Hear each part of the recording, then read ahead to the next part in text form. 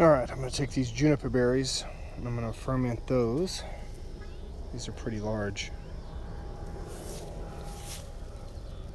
So it's mid-November now, and these things have really developed.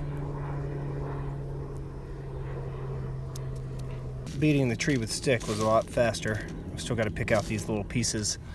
That's how many I have right now, and this should fill it the rest of the way up. Alright, this is juniper berry juice. So this is different than Smirka because I have I've blended the juice along with some, ooh, look at that, that looks gross. Along with some distilled water. I'm going to put more distilled water in here to dilute it even more. So right now I have just a little over a half gallon of straight juice.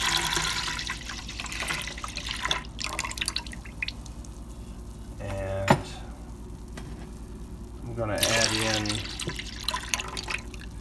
a couple more cups of distilled water. So here's 2 cups of sugar. I'm going to add a lot of sugar to this because I know it's not going to be sweet, and I've added in all my other nutrients to that.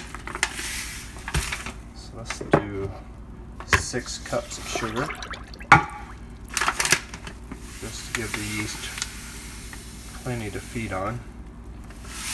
This one's totally new to me, never made it before.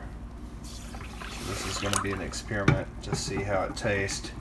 I added in a teaspoon of yeast nutrient, half teaspoon of pectin enzyme, full teaspoon of acid blend because I know it's not very acidic, and then 3/4 of a teaspoon of yeast energizer, and then the Camden tablets.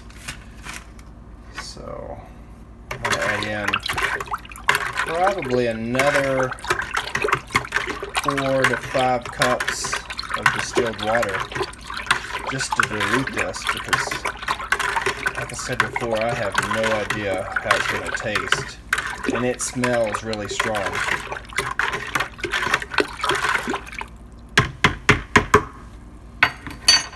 So I'll add in another 4 or 5 cups of distilled water, let that set for 24 hours, and then I can add the yeast. Alright, this is day 2 of fermentation. It's really kicked off pretty good. I stirred it on the first day. It smells a lot better now that it's fermenting.